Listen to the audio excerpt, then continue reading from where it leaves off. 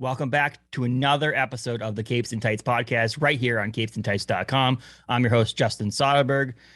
We're back for another episode with another comic creators, this time two of them, an artist and a writer of Dark Horse Comics' Dead Mall. This has 2 issues out already. Issues 1 and 2 hit the shelves already, with issues 3 and 4 coming in February and trade coming in June. It's a writer, Adam Cesar's on with us, artist David Stoll's on with us. And we're talking Dead Mall. We talked malls. We talked a bunch of other stuff going on in the world of comics and what they're doing as well. So check that out. Visit us on our website, capesandtights.com, for a bunch of information, news, opinions, and all reviews, all that stuff going on there, as well as follow us on Instagram, Facebook, and Twitter, and Apple, Spotify, and all your major podcasting platforms. Rate, review, 5 stars, please. But here we are with Adam Cesare and David Stoll, writer and artist of Dead Mall over at Dark Horse Comics. Enjoy, everyone.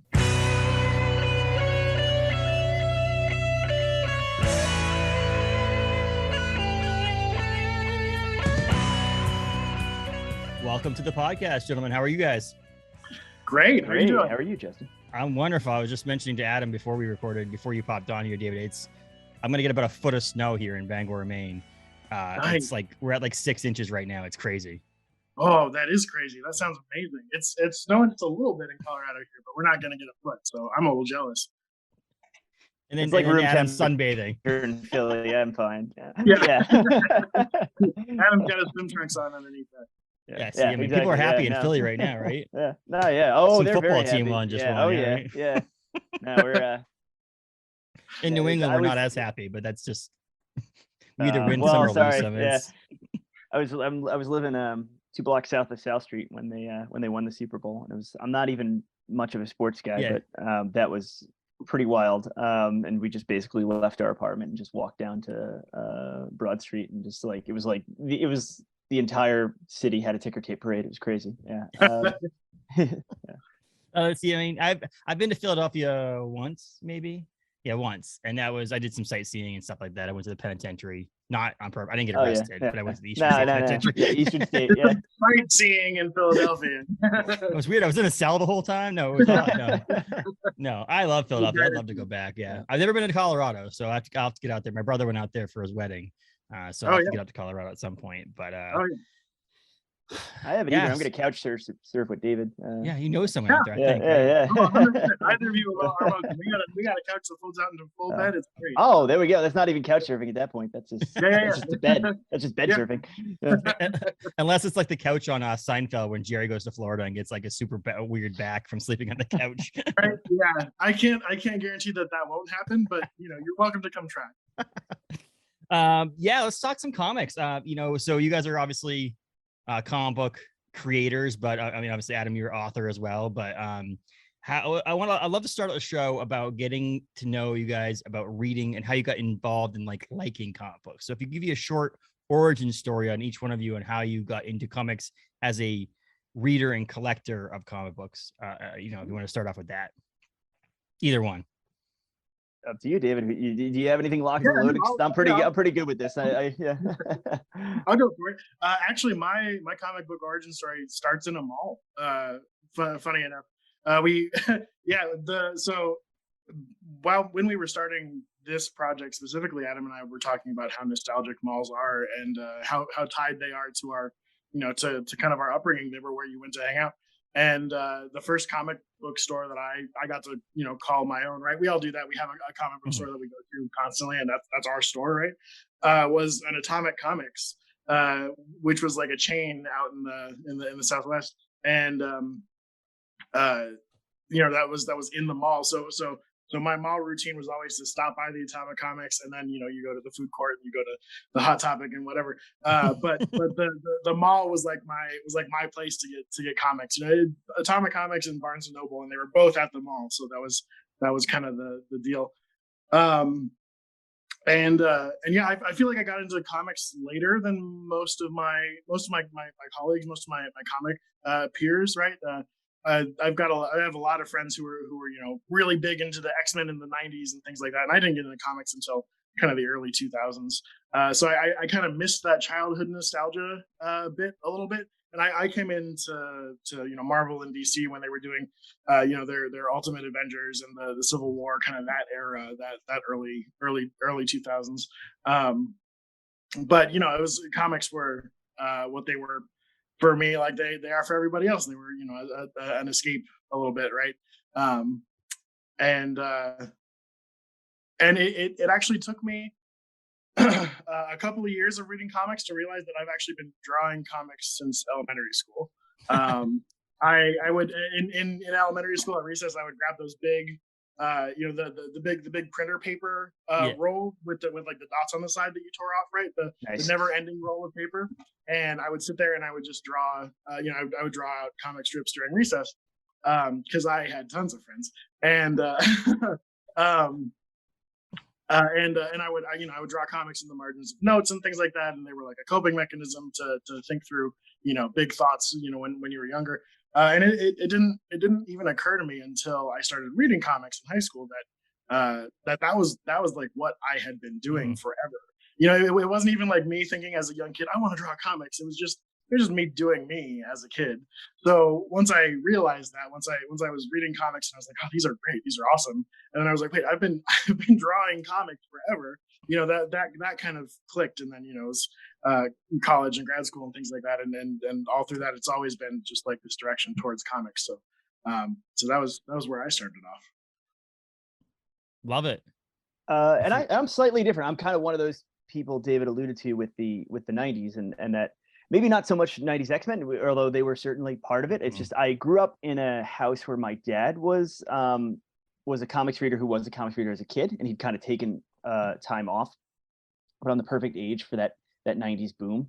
And we had I grew up on Long Island, New York, so they weren't in malls, but they were all, Long Island's just like a series of kind of little main streets. So like each main street like had a different comic store. So we had our local one, but then we were like, oh, well, let's go to Sayville because that guy is really cool. And it, like every store is slightly different and has different stock. But I was into comics kind of free reading. Like my dad would read with me a lot and he would read to me a lot.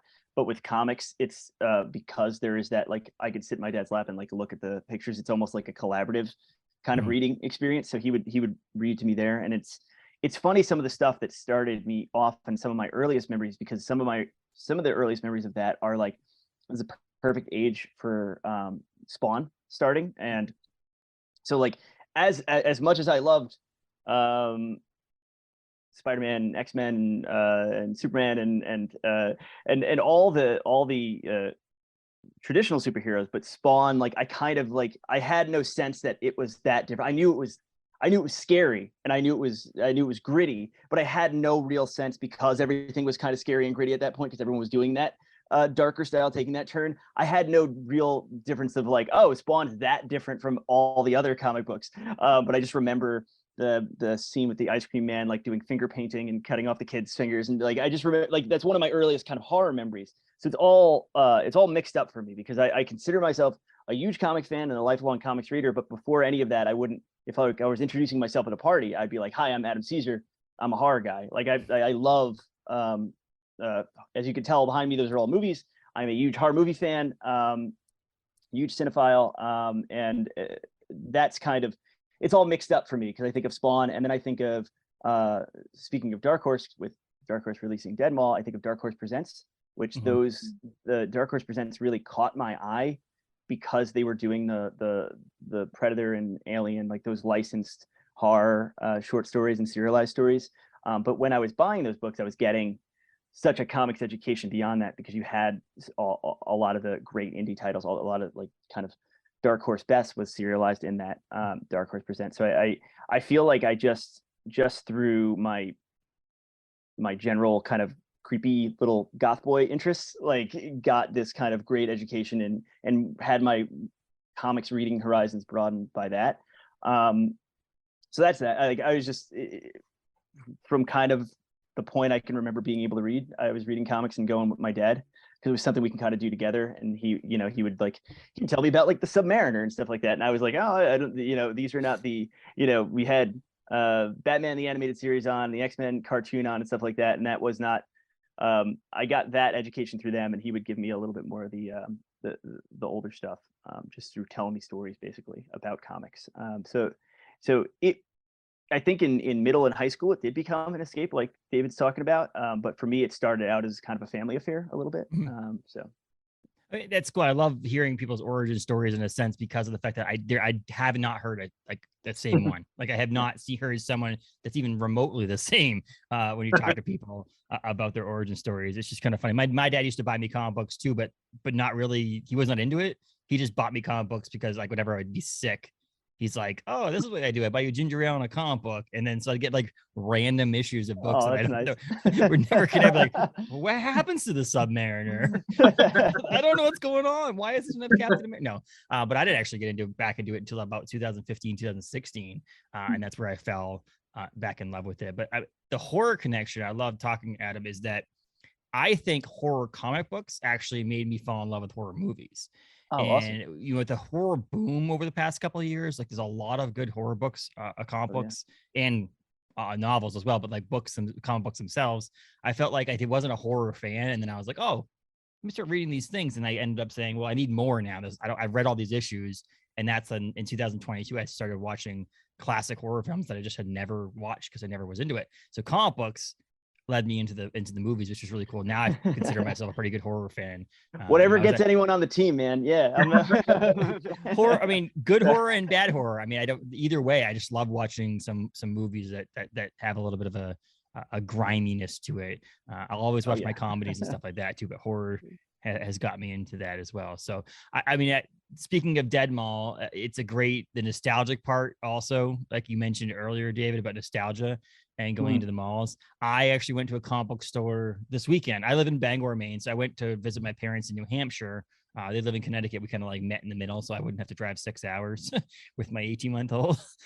Thanks, mom and dad. So we met in the middle, and we spent the day together on Saturday. But obviously, every time you go to a place that's not your place, you try to seek out those comic book shops. Or David, I've Adam, I've seen you go to Barnes and Nobles to find your books, sign some books, things like that.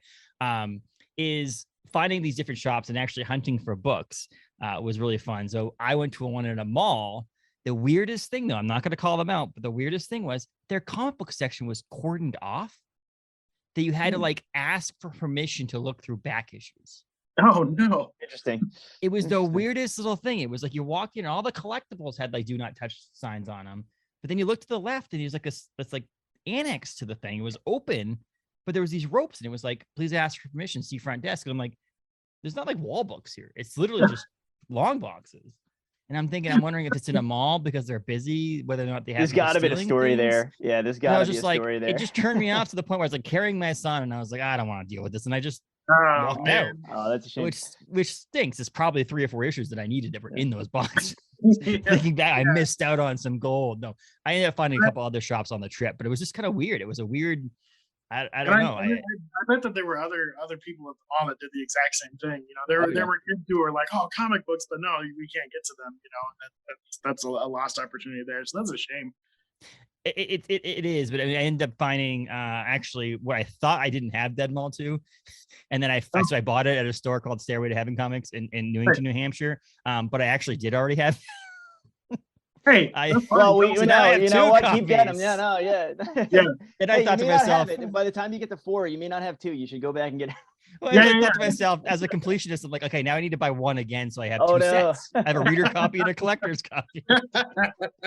I'm like, wait, I have 1 extra issue. I don't go into it that far, but the malls are funny in the idea that I live in an area in Bangor, Maine, where our mall is dead. I mean, there's far more empty, abandoned storefronts than there are storefronts that have it. I mean, there's 2 theater companies in my mall, so like they just basically close it up, put a door in the front of it, and they sell tickets to like plays.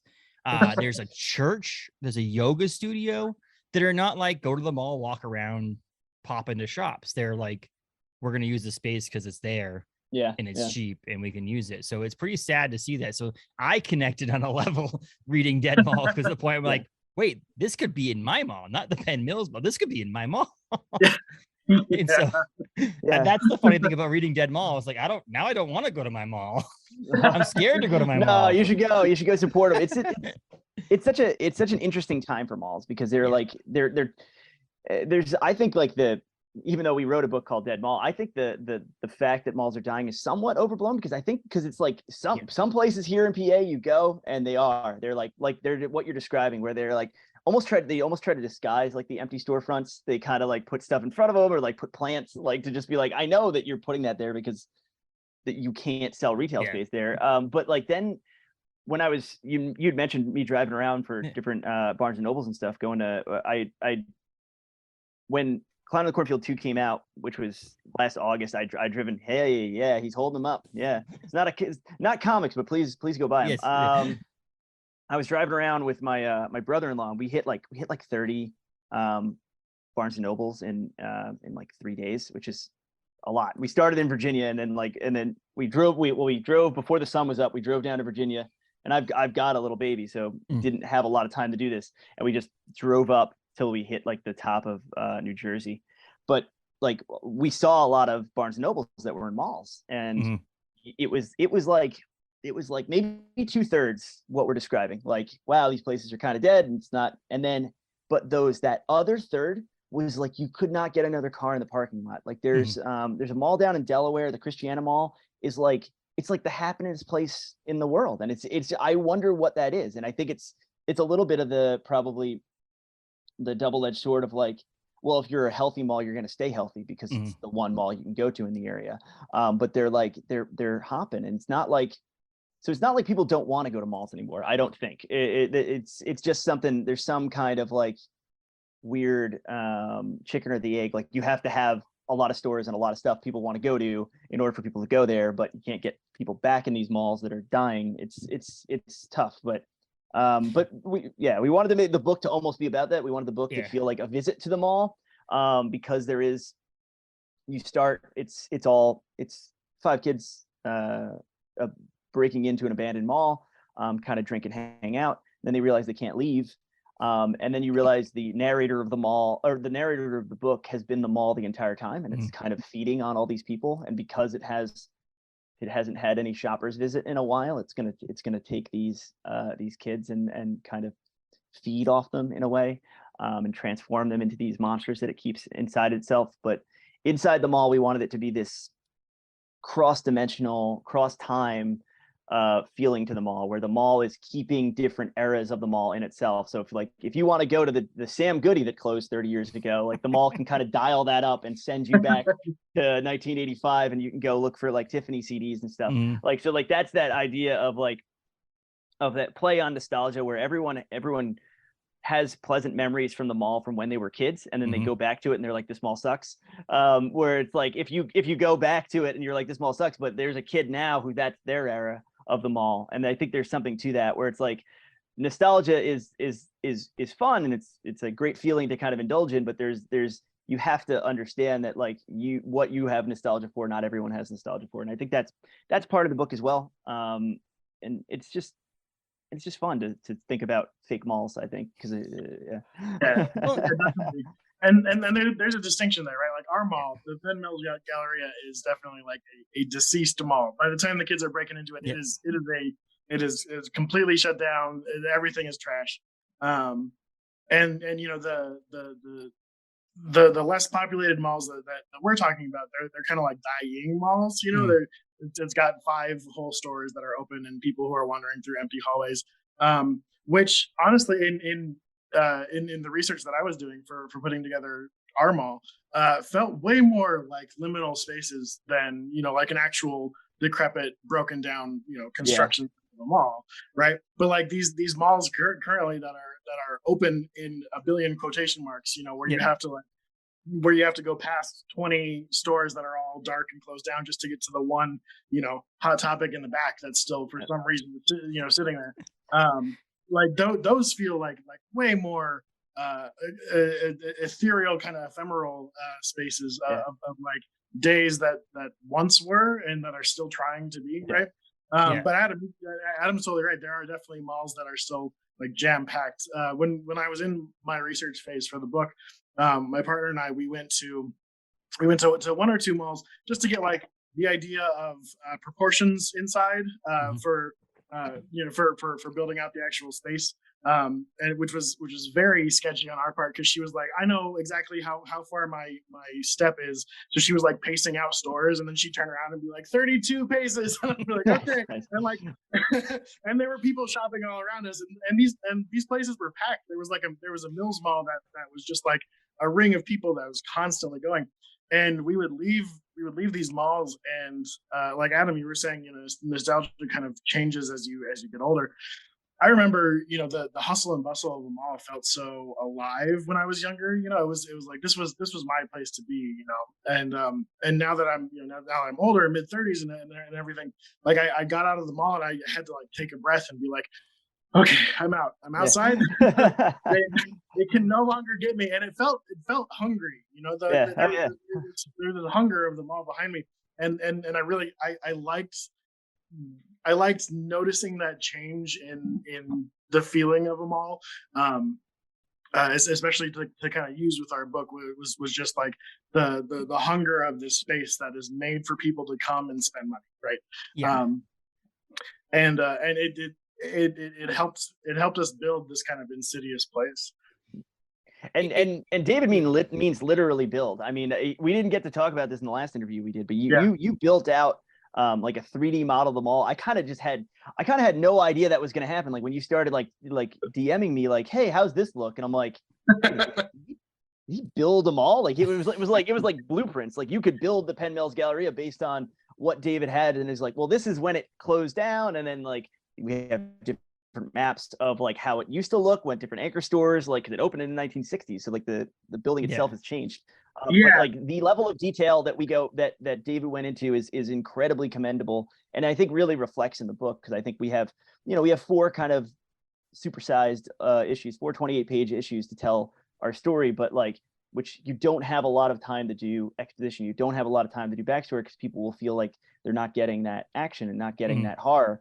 But it's putting that level of design in and that level of forethought, I think is all David at that point, and just incredibly commendable. Thank you. Yeah. Like Adam said, like we didn't have a lot of space to actually explore everything that we did. But yeah, I built a 3D model of the mall. I designed the blueprint and the floor plan for the whole thing using real world mall specs. Like how far you space your pillars. How wide doors are, how wide aisles are. The escalators and all that. And that really helped me with storytelling and grabbing angles in our shot calls that I don't think that I would have been able to come up with off the top of my head, but with a model really helped. And then we talked when we did issue 2. We talked about the mall through the eras.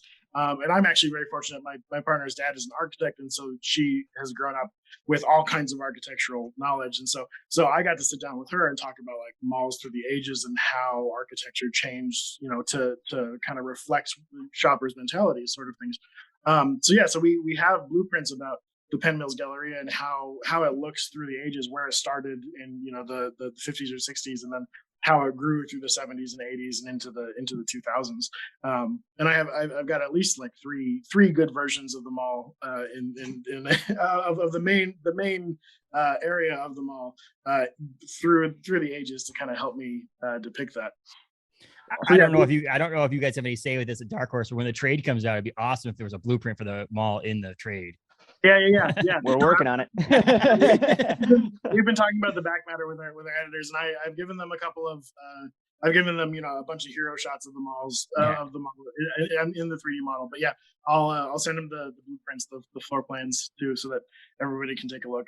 Well, it's cool to see, because like I'm a huge The Office fan and the American version, and it's one of those things that every once in a while, once you see someone put a blueprint online on how the actual office looks, your whole mind changes a little bit of like what you thought where the cameras were going and angles. You're like, wait, Angela's this is over here. This is over here. Like, even though they have conversations, like Pam and Angela have conversations to each other, in my mind, I didn't see accounting behind the front desk. And you're just like, right. So when you see that blueprint and you're like, oh, that's where they were. It's kind of cool. It's the same thing I say to my wife about like seeing either a book that became a comic book or a extended either way, or a book that becomes a movie. Now it's what the producers and the directors of the movie or television show me what Quinn Maybrook looks like on a TV show. It's like, oh, that's what they were trying to get across. And now when I read the book again, I'm going to hear that person's actor's voice in my head. It can go both ways, because it can it can ruin change it can change you in a certain way. And I'm very much like I don't, when there's adaptations of books and like, I'm fine, like I can in my mind like put a line down being like, that's different and that's different. But I know it's sometimes tough, especially for actors who are like, who become very iconic. And like you're saying, like when I like reading different books, especially with Stephen King, it seems like it becomes like like Jack Torrance is a very different character in The Shining, but when you read The Shining, it's almost impossible not to think Jack Nicholson. Like, well, maybe you had the really good portrayals of things that like some people don't even read the book because the movie is so good, or the opposite, and you can't separate that sometimes. So but having it also, if the Dead Mall ever becomes some sort of adaptation too, having that blueprint might help with designing them all on screen. You never know. So look at that. See, and to go back a little bit on the dead malls or dying malls, some of us might not know. So I'm from Bangor. I live in Bangor, Maine, and 3 hours south of us is where we went to that mall, and it was hustling and bustling. I actually had forgotten what it was like to have people hanging out at the mall, because every time I go to my mall, there isn't that. You go in, you do your thing, and you leave. Like we were at the food court, and there were groups of teenagers hanging out, and I'm not even joking. It was surprised me. I was like, I forgot that feeling of what it was like to actually have people just go to the mall to maybe get some food and sit down and eat and then leave and not buy anything at the stores. And so there's that part that I see is there's dead malls, but I also remember KB Toys being in there. I also remember, Sam Goody, you mentioned being in stores. So we still all feel the feeling of dying malls or stores that are like the mall is completely different now than it was when I was in high school. No matter where I go, there's stores in there that never existed, and the stores that I used to love going to don't exist anymore. So we all get an idea of what a dying or changing mall is. So you can feel that going into this, even if you live in an area that has a hustling and bustling mall. Yeah, and I think it's so different if you're a teen, because it's kind of a YA book. It's kind of young adult. I'd pitched it as young adult, and then when David and I started like cutting kids' heads off and stuff like that, like the editors were like, "Oh, we thought this is YA," and I was like, "Oh, I meant like the YA I write like normally, which has like the end of the YA, towards the A." I was like older teen, like, so they had to I think they had to kind of shuffle it around in their like internal database, because they were like, "Oh, we did not see that this was what we were getting pitched at all." Like once we started doing like pages and like our editors are terrific, but we would get some like, watch the gore on this page, and then like I would like take the editor off the CC and like go to David and like, don't listen to that. There were at least 3 or 4 moments where the editors were like, yes, remember that we're YA, and then in Twitter, Adam's over here being like, don't listen to that. Absolutely, you gotta push it as far as I let you.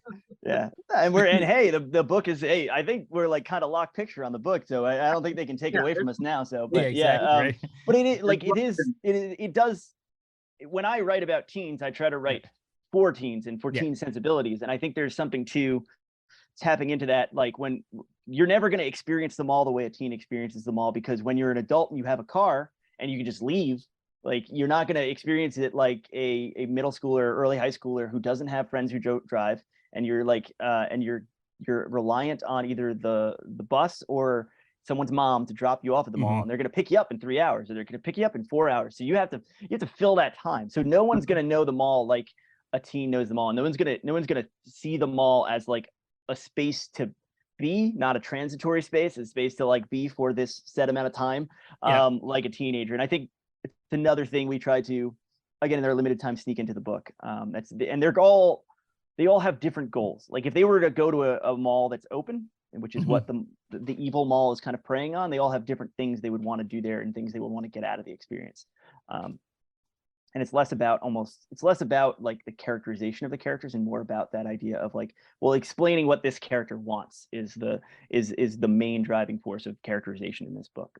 And I could see it would be different in my mind if you had done it as writing this as 2 even college student age people going to this mall, because you could technically write this story that way if you wanted to, with just like you see, I follow some Instagram people who are urban explorers, and like they're not teenagers, and so like you could write it that way. But the idea of having these 5 teenage or younger people, young adults, having them go to a mall also reminded me of going to the mall as a teenager with a group of friends. So that to me was great. The other thing I wrote down as a note is having a curfew.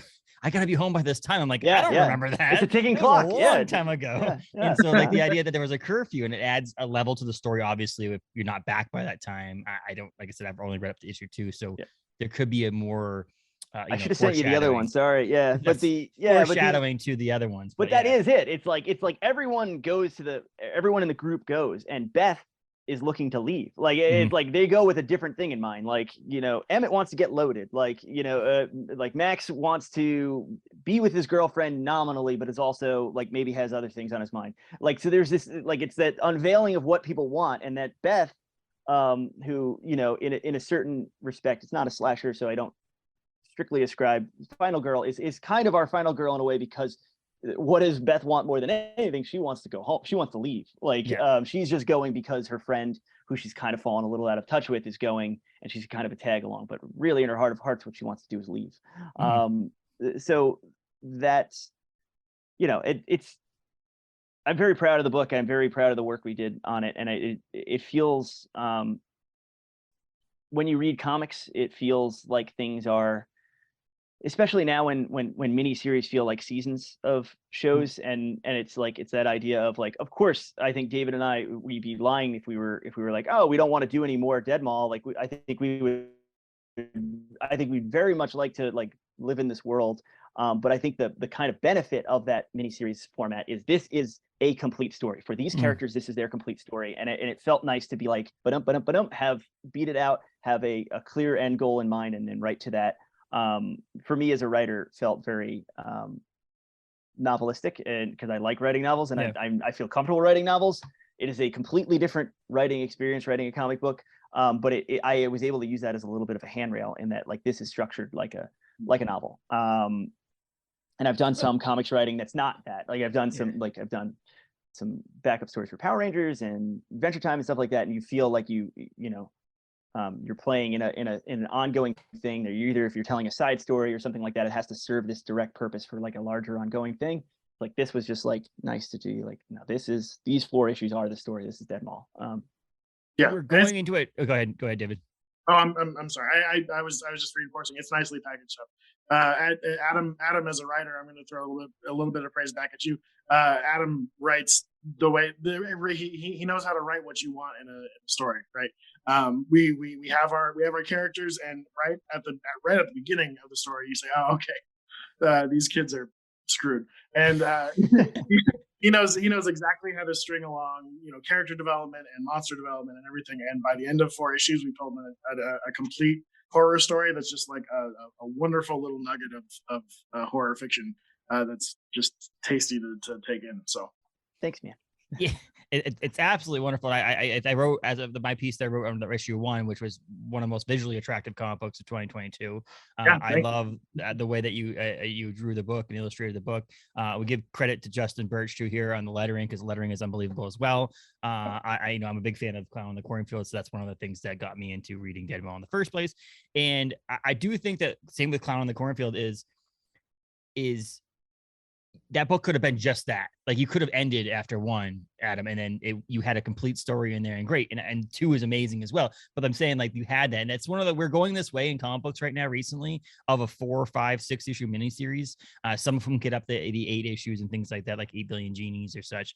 But like it's great because it's a finite thing that technically a lot of these could be volume 2, Dead Mall, Europe. You know what I mean? Like it could be this other thing where you do this second 4-issue miniseries. It's a different mall with a different group of people and still be successful. People like the first book, but you're not stuck into trying to continue this story. There's just too many stories out there, whether it be television, movies, comics, books, that they're just grasping at trying to tell the story and continue the story. It's like, okay, if you made it a 4-issue miniseries, you can make this finite and not do it ever again, but you also could, unless you somehow blew up the world and there's no world left. Like that's obviously at that point you're like, okay, now we're in space. But that was what we were gonna do with Volume 2.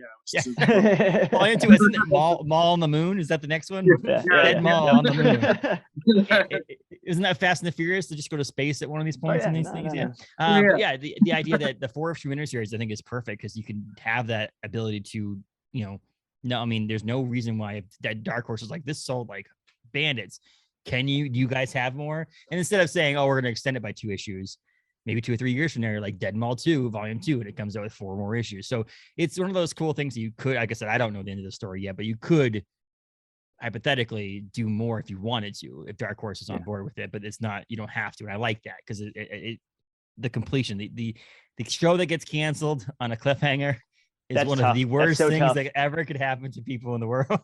And I think as like as storytellers, we're all reckoning with that now because it's happening more and more and more. I mean, look at like, never mind like ending at a cliffhanger. Look at HBO Max. They'll like you'll finish your show and then they'll cancel it as a tax write-off. Yeah. Like if anyone from in the middle of the episode, watch, please give me money. But I you know what I'm saying? Like there's this idea of like we've gotten so used as like in like binge watch and binge read culture, we've gotten so used to this idea of never ending stories, but now they're all this storytelling model almost we've built is becoming financially and feasibly and physically unsustainable. So it's like reckoning with like, oh, that got canceled again, and that got canceled. I hear more about one season TV shows when they're canceled than I ever did when they were starting. Like it seems like every month someone will be like really upset about Netflix not giving a show another season or something like that, or Hulu, or insert anything here. I'm not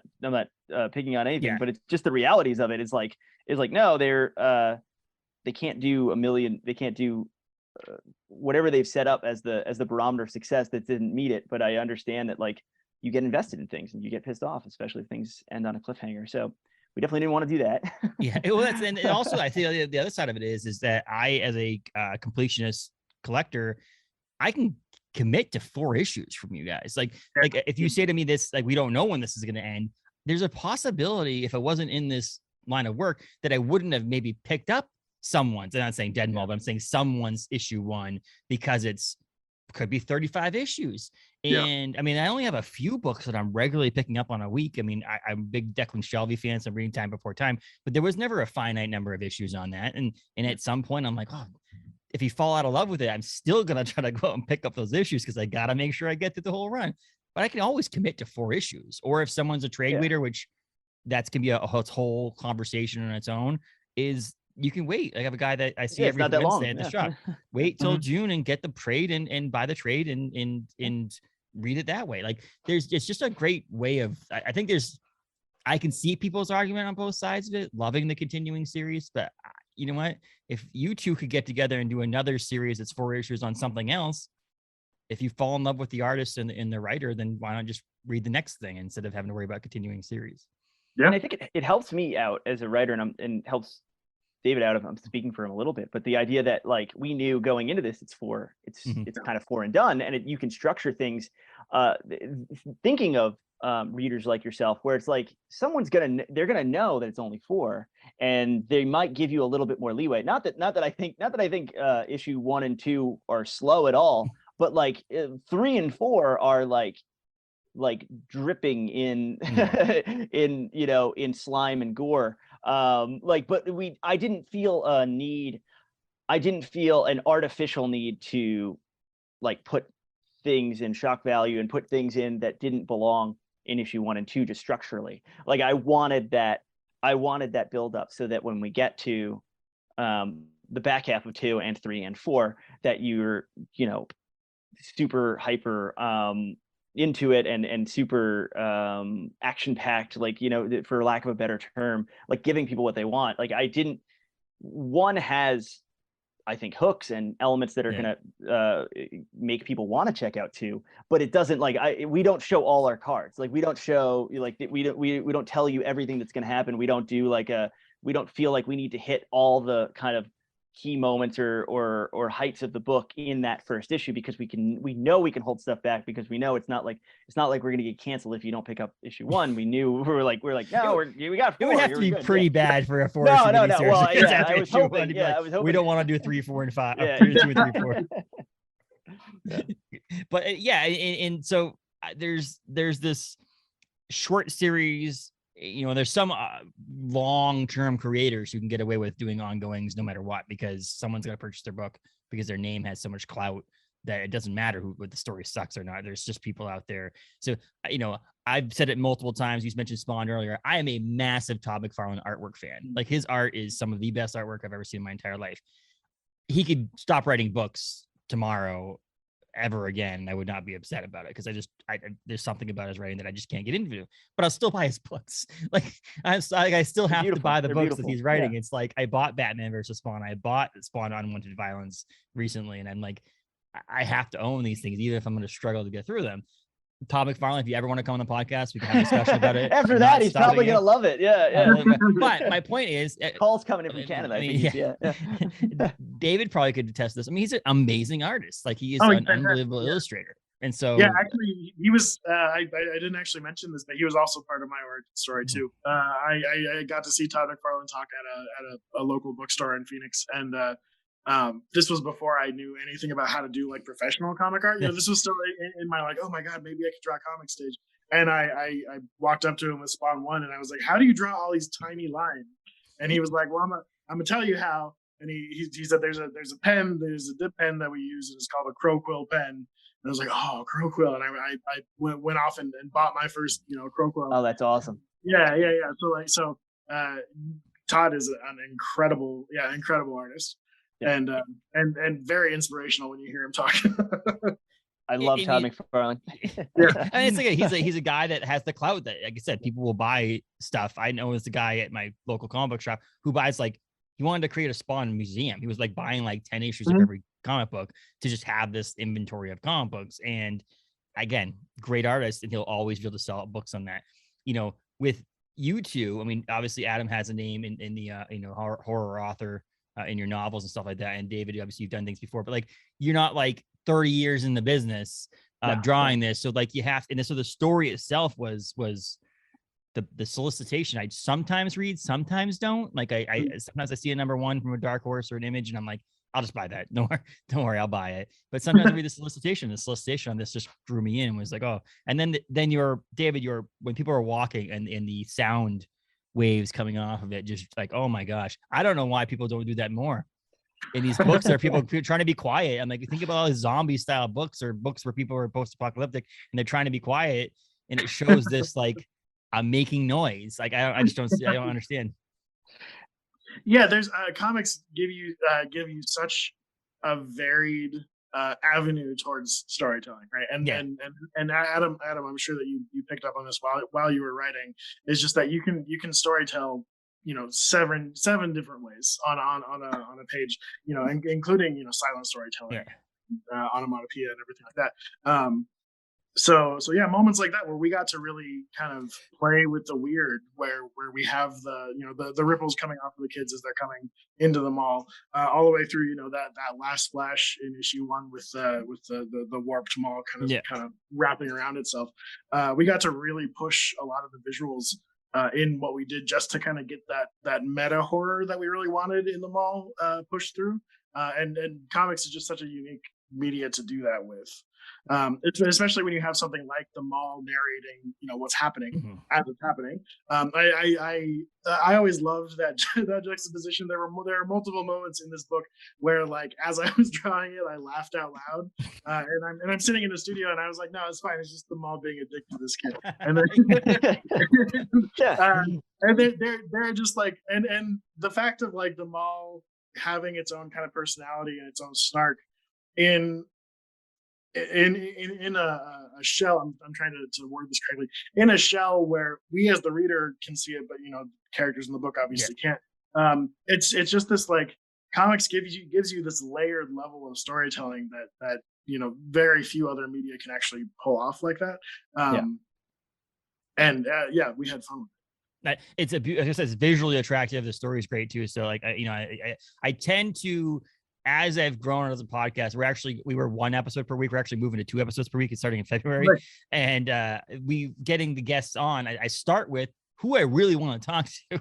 And then I go down to the books that I really should cover. And so the who I really want to talk to part is I read a book and I'm like, okay, write these names down and get on it. And obviously, when I saw that I'm a creative director for a brewery, so I'm a designer, and so art usually draws me in first, and then the story has to follow, and that's just how I read comic books. And that's why I read more comic books than I do novels, but I do read novels. Is so like seeing those different things that people do on the pages that set yourself apart from someone else. And I think that was what's huge about David, your work. And that's why I focus a lot of it on the visually attractive comic book of 2022. I have a rule on comic books of the year that they have to have 3 issues out in 1 year. And because of your book literally, we were right on the line. Well, technically it's not going to qualify for either one, right? Because it's 4 issues. No. Yeah. No, the trade comes out. That counts as 3. That counts as 3. That counts as 3. We got issues 3, 4 in the trade. Yeah. I was laughing. I'm like, oh gosh, that sucks. And is it issue 3 is coming out on February 8th? Is it issue 4 coming out on February 22nd, like 2 weeks later? It's there was a weird diamond hiccup. That's not us. That's not us. Yeah. The books are done, like, yeah, they're done. It was Diamond's weird bump of that put them in the same month. But yeah, so it's gonna be one. I've gone and bought it's gonna be 3, 4, which is actually kind of great because I think I think people will be like, oh, this is fresh in my memory, and 3 ends in such a way that you're gonna want to pick up 4. So it's actually good for everyone. We took a little break. There's like that gap there, and it's structurally that makes sense, I think, for reading them. So it was a happy accident, but it was an accident.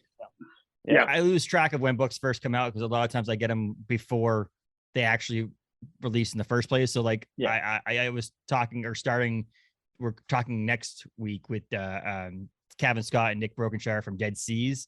And I read that book so long ago. And then I was like, wait, that book, I feel like that book came out last year. Sometimes he goes, it actually didn't come out until December. I was like, oh, I read it in like October. So I was like, oh, I was so confused on where issue 2 was. But it's one of those funny like time things. But like, yeah, I can see it. It hurts the bank account a little bit buying a book twice in 1 month, but it helps the storytelling in a sense that I don't have to wait forever. My wife always complains when there's a story now, like we're watching The Last of Us, and she's like, wait, we have to wait till next week to watch it? We can't just watch the next episode? I'm like, that's that binge culture, man. That's that binge culture. But serialized storytelling. It's more. It'll be more special when you get exactly. Exactly. And so you guys obviously came together in a certain way. I don't know how. I went to ask this at the top, like how you guys connected as artist and writer. Is it? Philip put us in touch. I mean, I'll let Adam tell that story because from my perspective, Dark Horse just got in touch with me and said, hey, do you want to draw a book with Adam Cesare? And I was like, yeah, absolutely. You were not you were not to say like you weren't on our radar, but you weren't on our radar. Like and Philip Sevi, am I saying it right? Stevie. Philip Sevi was like, I would love to. He was very cool and like said, he was like, oh, like he had I don't want to be like, oh, I think he's a big fan of the Clown and Cornfield books, but I think he read them, and I think he liked them, and he's like, oh, you gotta talk to David Stoll, and it was like we looked at your stuff and was like, yeah, of course, like, so that was so big ups to Philip. So that's awesome. Do you guys want to do a book again together in the future? Of course. Oh, I mean, yeah, 100%. Yeah. I'm waiting for both of you guys to be like, no, I freaking hated it. if he can keep standing doing podcasts with me, yeah, we'll do. Yeah.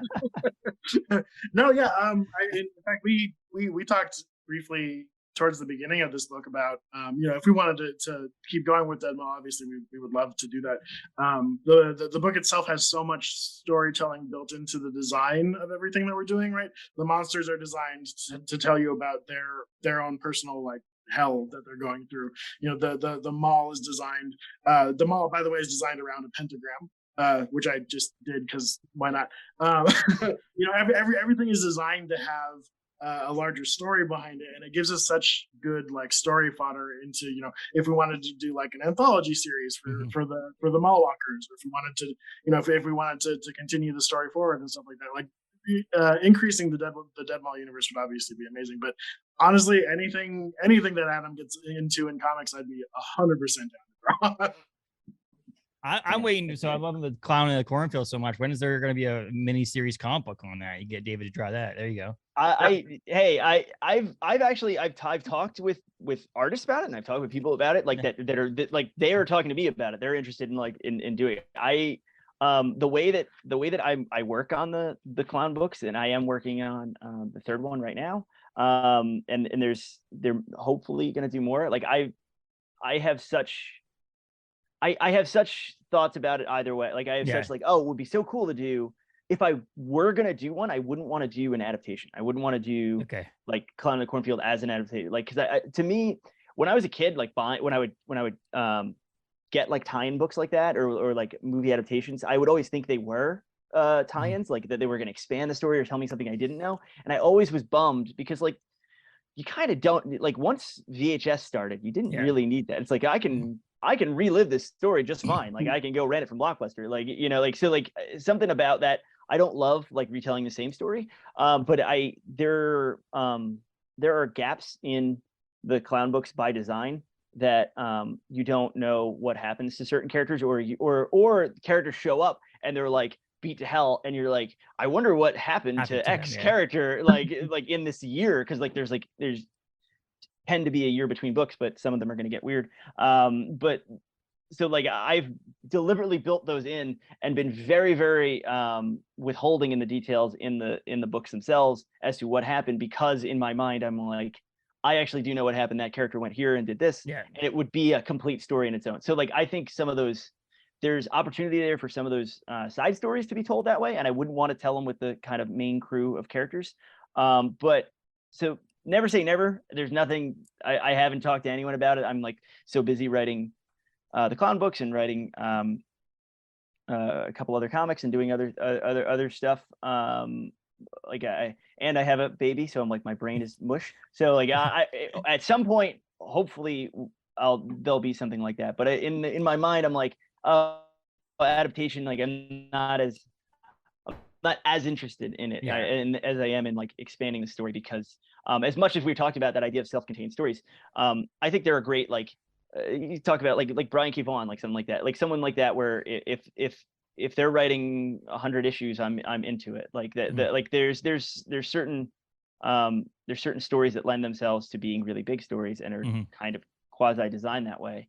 And I think Clown in a weird way is turning into one of those, because I love slashers and I love slasher sequels. So it seemed almost like, as much as the first book tells a self-contained story, the second I was done with it, and I had no deal to do a sequel, and it was my for those who don't know my books, I've written like 10 years worth of standalone horror novels, but they were all small press and self-published, and this was my first crack at like a book that was going to be in every store. It was Harper Teen. It was like, so in my mind, I was like, well, this is going to completely blow up in my face, and I'm never going to be allowed to do, a hardcover original again. That's going to be in all these stores. I'll be back to my old tricks doing small press and self-published books by tomorrow. But it did really well, and I was given that opportunity to keep going. And I'm like, the second I was like given the go ahead to do 2, I was like, my agent was even like, he's like, well, realistically, how many of these could you do? And I was like, dude, don't ask me that, because I could do them forever. Like, have you seen how many Friday the 13th movies there are? How many, like, I love slasher sequels, and I love the twists and the weird inconsistencies and stuff between them, and tonal inconsistencies, and so that's like the second they were like, you can do 2, I'm like, I'm gonna do these forever until you like tell me I have to stop doing them, because that's the way I planned out the story and built it out, because I just like that storytelling format. Yeah. Oh, I'm excited for number 3. Obviously, we've got some time, I'm guessing. It's gonna be a little while. It'll be. They're kind of they seem like they're gonna be every 2 years. It's just the way that publishing takes forever. Like I could probably write them faster than that, but it's just getting a book, like the book has to be like laid out and ready for the printer like 6 or 7 months before anything's happening. So probably every 2 years. But that's awesome. Yeah, that's cool. I forgot to mention this earlier, back on the Dead Mall really quickly as we get to wrap up, is I wish that Dead Mall had come out 2 years ago. And this is the only reason is I live in Bangor, Maine. My good friends own two conventions in Maine. One's called the Bangor Comic and Toy Con, and one's called the Maine Comic and Toy Con. Maine Comic and Toy Con is the first iteration, is coming up in April in Portland, Maine, which is more of the big city in Maine. And then we have Bangor, Maine, where I live. They used to do it at the convention center. COVID hit and there were scheduling conflicts, wazoo up the, whatever. And so they ended up doing it at the Bangor Mall. And so because of the deadness of the mall, they signed a contract for 2 years that let them use an old clothing store, the old GameStop, the old all these old stores as different things. And in the middle aisles of the mall were all the artists and vendors and things like that, which at the first one was free to anybody who can come to the mall. You just come to the mall, and if you guys had a booth, you could go up to your booth and get an autograph, buy a book, or whatever, which was great because some people were like, I don't know what a Comic-Con is, so let's go do this. And the vendors were making a bunch more money because they didn't have to pay a fee. But each storefront that had things in it had a person standing there checking people's passes to make sure that you actually paid to get into the convention to meet celebrities and things like that. So it would have been sweet to be on a marketing tour, to go to a convention and sit there and sell dead mall and be like this thing. Would have been awesome. So it would have been cool. Now I have a new goal. Now I have a new life goal is to sign these books in a mall. And do a Comic-Con in the mall. Yeah. And so since then they've moved to the main Civic Center this past fall's convention was at the main Civic Center, and then the next one is at the bigger Civic Center in Portland. But it was like, oh my gosh, that would have been so sweet to be right there. And actually we had a couple of horror guests. We had Kane Hodder came and R.A. Manhoff, whatever, from one of the Leatherface. Yep. And so it would have been even better to have the horror aspect of it too. So it would have been kind of funny. We have a haunted house in the mall. One of the storefronts is a haunted house, and they set it up because we had Kane Hodder. We had I have it back here. Scream. What's his name? Who does the voice of Ghostface? I can't remember his name now. They was there. There was like 5 or 6 people who were there that they set the spaces up in the haunted house to be like the sets of the movie in a sense. Oh, that's so awesome. They had Camp Crystal Lake for Kane Hodder's photo and things like that. So it was really cool. It would have been an awesome little experience to have that. I can't believe that's not that far. I mean, that's not that far up the coast for me. I wish I would have heard of it because I would have just went to that. Yeah. This year it's in Portland. The couple of main guests are Damon Leone and David Howard Thornton. They're doing both conventions. They just did I was selling at a show, Monster Mania, here in there's Monster Mania. They do a New Jersey show, they do a Maryland show, and then they've just started doing a PA show in Oaks. And I've never seen lines like that. I've never seen a movie break through the zeitgeist and the into horror fandom and be so uniformly enjoyed that I saw at that show. We were just me and my buddy Scott Cole, we were selling our books. I think Dead Mall 1 was out by then, so I was selling books, and we're just watching as a million Art the Clowns come by, all different cosplays. And I was stopping them all for each one because I was like, hey, I got a clown slasher book. Let's take a picture. I was shameless, but it was just it was wild to see that because I'd seen Leone at a HorrorCon pre-Terrifier 2, and he had not yes. Oh, he was nobody, but he was doing free autographs and and had his own table with the Terrifier DVD and Blu-ray signing and people knew who he was and they were coming up, but it was he wasn't the Beatles. You couldn't what a difference 2 years makes, because I think that one was that was either 2019 or 2020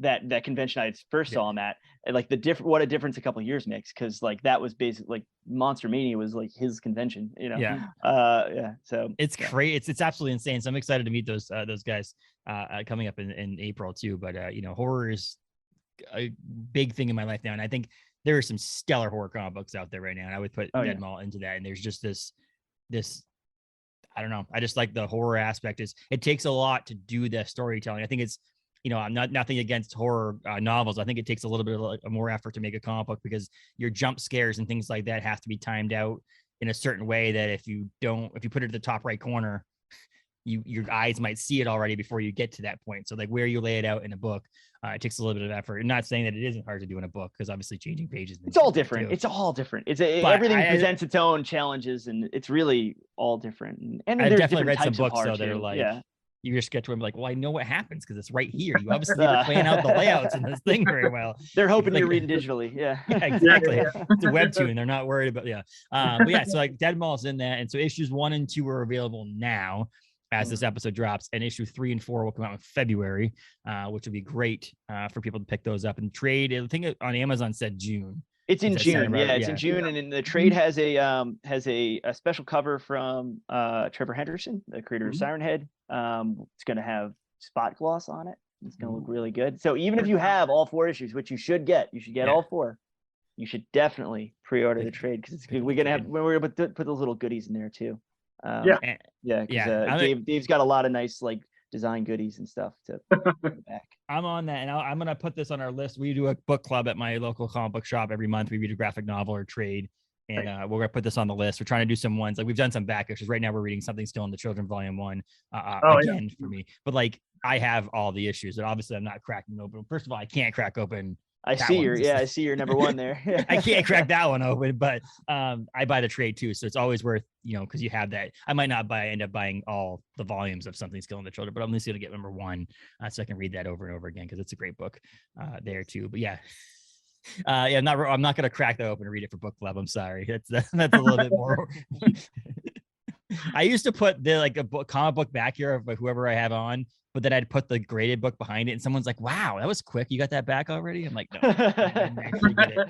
Just support. It's a support for it. But so Adam, you've got a bunch of books out, but big ones are Clown in the Cornfield 1, Clown in the Cornfield 2, Friend Who Lives. Yeah. You can grab those. I think you can grab them on your website, right? I have a local link to it's all you can go to my website for the links. If you want signed stuff, local bookstore here, it's called Children's Book World, ironically, with all this violence we're talking about, but Children's Book World will send you signed personalized copies. I stop in every week and just sign and personalize books, and this is exclusive, and it's actually not up yet, so I probably shouldn't be talking about it, but hopefully if you want signed Dead Mall, they're gonna order that in too, and we can ship those out. But anywhere you buy the books, it helps me. Anywhere you buy Dead Mall, it helps us big time. Any format you buy it in, we really appreciate it. And you're on social media at Adam Cesare on Instagram and Adam Instagram, Instagram, TikTok, Twitter. Dumpster fire of Twitter. I'm a writer in the 21st century. I gotta have all this stuff. All that stuff, yes.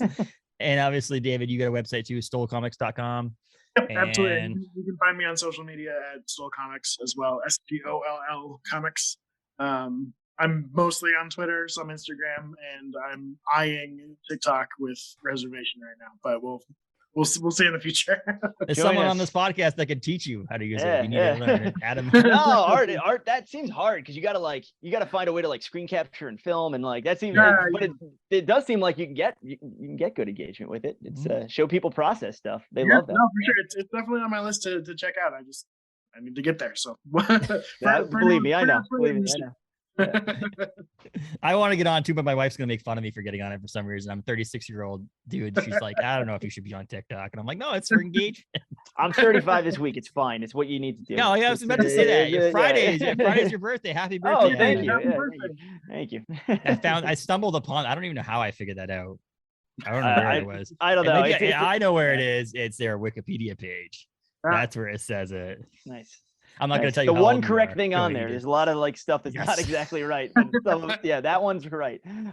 Thank you. Well, that was funny. I did that. A buddy of mine, we're good friends. Steve Marto, he's an artist from Rhode Island, and I tried to I have some pictures of we taking at photos at Comic Cons, and at the very beginning to get some interaction, I was like, oh, happy birthday to this person, happy birthday to this person, someone who's been on the podcast, whatever, and happy birthday, January 1st. He goes, yeah, my birthday is February 17th. I do not know where you found out my birthday was January 1st. I'm like, whatever. I'm not going to do that anymore then. I'm people's birthday is completely off. This person's dead. When's your birthday? So I know. Yeah. Oh, I'm in September 18th. Okay, good. Okay, good. You're not even too far. Yeah, I'll put it on the calendar. Yep. Yeah, exactly. Don't check his Wikipedia. Oh wait, David doesn't have a Wikipedia page. You gotta create him one. Yeah. Not We gotta quite. create him Someone's one. got to make it. Someone's got to make it out there. But I appreciate you two coming on, talking Dead Mall again. Grab that. Hopefully, local comic shops are sold out of issue 1 because that means they That'd be went, nice. you know, gone. Be nice. But if Yeah. they do have it somehow, somewhere, if not, the trades are out there, and you can buy it digitally as well, because that also helps. And you guys are small businesses too, so whenever you see David or Adam at cons or their websites or anything like that, buy from them too. Buy a local, but also again, these two are small businesses, so I always try to promote that as well. And again, people have said this all the time. Google, if you want to buy Clown in a Cornfield or whatever, and you see it for sale somewhere, check the website because you can also get it signed. Yeah. If you buy it. I don't care. online. That's the thing. Anywhere anyone buys it, it's good for me. You know, like even if you buy it on, if people are like, oh, like people are like, I don't want to go to Amazon. I want to support you, and I understand that. Believe me, I understand that, like the thought behind it. But hey, if you buy our stuff from Amazon, our little number goes up. Or it gets linked up with the Also Bots. You can review it on Amazon for a verified review. That stuff helps so much. It's like, I understand that like people kind of kick against it. They're the biggest retailer on the planet. They're how most people buy their stuff. I get it. Please buy it there. I will say right now, they're on our site for when we post this episode on the website, capesandtights.com. We do the hyperlinks that you click on and we get a portion if someone buys it too. Do that. Click their link. Amazon. Click their that's link. what Amazon's helping there. So. Affiliate. Absolutely. Affiliate links are helpful. They don't pay the bills, but they're helpful and it gets people in the right direction on getting it. And so it makes it easy there. But enjoy the rest of your day and time. And Adam, when you release 3 for Clown in the Cornfield, we'll have to get you on, talk some horror books and movies and stuff like that too. But until then, follow these guys on Instagram and Facebook and or Twitter and all that stuff, and visit their websites and pick up Dead Mall trade in single issues as both of them if you can. But until next time, I really appreciate you coming on. Thank you. Yeah, thanks for having us. Thank you.